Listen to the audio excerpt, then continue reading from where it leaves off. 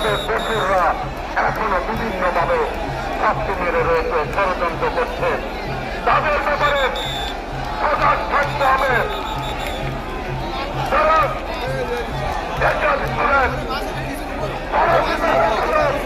এই বাংলাদেশের মানুষের কাছে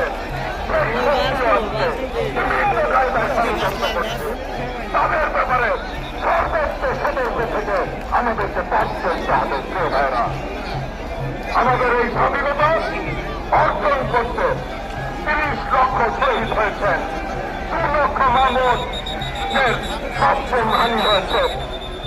প্রিয় ভাইরা, তাদের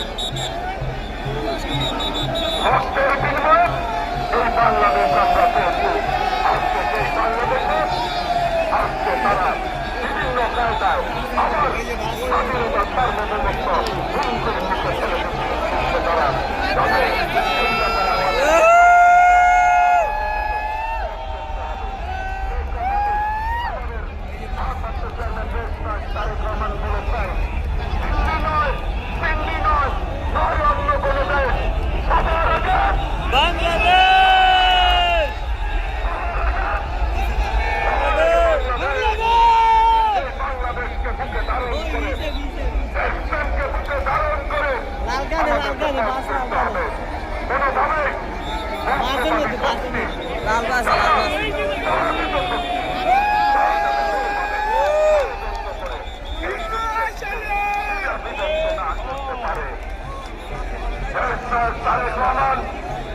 আগামী দিনে একটি কথা বলেছে, ধানের শীষে